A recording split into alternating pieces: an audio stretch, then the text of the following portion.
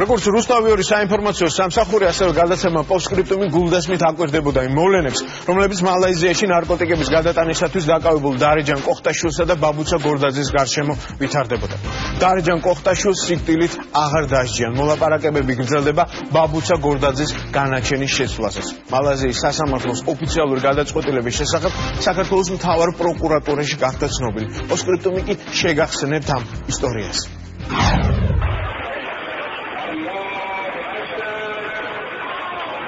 ასე ჯიან სიკვდილით მალაიზიაში. საჯარო ჩამოხრჩობას ქვეყანაში ნარკოტიკების შეტანისთვის უსჯიან. გუშინდელ დღემდე მსგავსი სასჯელი ორ ქართულ ქალს, დარეჯან კოხტაშვილს და ბაბუცა გორდაძეს ემუქრებოდა.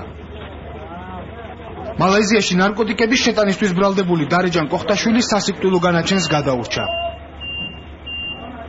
აი ეს არის მალაიზიის ქალაქ პენანგის სასამართლოს 30 მარტის გადაწყვეტილება.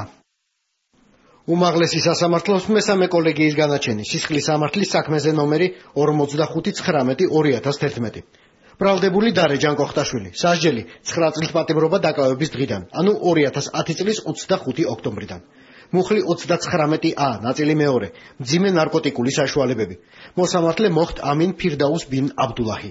იურიდიული თვალსაზრისით დარეჯან კოხტაშვილისთვის სასიკვდილო სასჯელის პატიმრობით შეცვლა რამდენიმე მიზეზის გამო გახდა შესაძლებელი. მალაიზიის პროკურატურამ მასთან ერთგვარი საპროცესო გარიგება გააფორმა.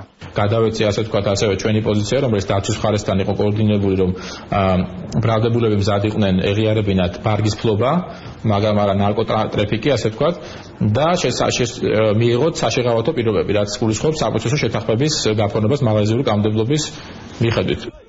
ნაწილობრივი აღიარების სანაცვლოდ გამოძიებამ მას მიუყენა 39 მუხლის არა ბ ნაწილი, რომელიც სასიკვდილო განაჩენს ითვალისწინებს, არამედ ა პუნქტი, რომელიც პატიმრობასაც გულისხმობს. საქართველოს მოქალაქეს 9 წელი მიუსაჯეს, მაგრამ როგორც მთავარ პროკურატურაში განგვიმარტეს, მალაიზიური კანონებისა და ტრადიციების მიხედვით ქალ პატიმარს ყოველი წლის 12 თვიდან 4 საპატიო დეთვლება, ანუ სასჯელის მესამედი ეპატიება. ესე იგი დარეჯან კოხტაშვილი ციხეს 2016 წლის 25 ოქტომბერს დატოვებს, ანუ 4 წელიწად ნახევარში. მალაიზიის ხელისუფლების დათანხმება საპროცესო გარიგებაზე ხანგრძლივი პროცესი იყო. საქართველოს პროკურატურის და საგარეო საქმეთა სამინისტროს წარმომადგენლები რამდენჯერმე ჩავიდნენ მალაიზიაში. საქართველოში მოლაპარაკებებზე ჩამოსული იყო მალაიზიის ელჩი უკრაინაში, რომელიც საქართველოსაც ფარავს. ერთ-ერთი მთავარი შეხვედრა კი ინდონეზიაში, პროკურორთა მსოფლიო ფორუმზე გაიმართა.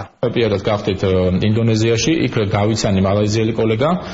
მე მას თხოვე გაცნობოდა ახალ დამატებით მტკიცებულებებს, რომელიც საქართველოს ჩვენს მიერ იყო მოგროვებული და ეს მტკიცებულება იყო ერთ-ერთი დაკავებული ქალბატონის მეუღლის განაჩენი. შუალედში ასევე ჰქონდა შეხვედრა, მე პირადად ვესაუბრე მალაიზიის ელჩს უკრაინაში, იყო საუბარი თარჯიმანის პრობლემაზე, ვინაიდან ჭირდებოდათ ქართულ-მალაიზიური ენების მცოდნე ადამიანი. განსაკუთრებული მიზეზი, რომელმაც ქართველი ქალების მიმართ სასჯელის შემსუბუქებას ხელი შეუწყო, საქართველოში ბაბუცა გორდაძის მეუღლის, ელდარ დავითიანის დაკავება იყო. ის თავად გამოცხადდა პოლიციაში და განაცხადა, რომ დანაშაულის ორგანიზატორი იყო და ნარკოტიკების არსებობის შესახებ არც მისმა მეუღლემ და არც დარეჯან კოხტაშვილმა არაფერი იცოდნენ. ბრალის წაყენებიდან რამდენიმე თვის შემდეგ ელდარ დავითიანს სასამართლომ 15 წლით თავისუფლების აღკვეთა მიუსაჯა. ეს მტკიცებულებები და გადაწყვეტილება მალაიზიის მხარეს გადაეგზავნა. პირადი კონტაქტების და საქმეში აზერბაიჯანის და თურქეთის მხარეების ჩართულობის მიუხედავად, საქართველოს ხელისუფლებაში დადებითი გადაწყვეტილების იმედი ბოლო დრომდე მაინც არ ჰქონდათ. ჩვენი თხოვნის მაქსიმუმი გამოიხატებოდა იმაში, რომ მობიერი ყოფილიყვნენ სიკვდილით დასჯის ნაწილში. იმაზე ფიქრიც კი არ შეგვეძლო, რომ საბოლოო ჯამში უხეშად ვამბობ, მაგრამ სასჯელი მაინც ესეთი მცირე ზომით შემოიფარგლებოდა და არ იქნებოდა სიტყვაზე გათვალისწინებული, მაგალითად უვადო სასჯელი. მსგავს დადებით გადაწყვეტილებას მოელის საქართველოს ხელისუფლება მეორე ქართველი ქალის, ბაბუცა გორდაძის შემთხვევაშიც. მალაიზიელმა პროკურორმა სატელეფონო საუბარში უკვე დაადასტურა, რომ გამოძიება ორივე შემთხვევას კომპლექსურად და ერთ კონტექსტში განიხილავს.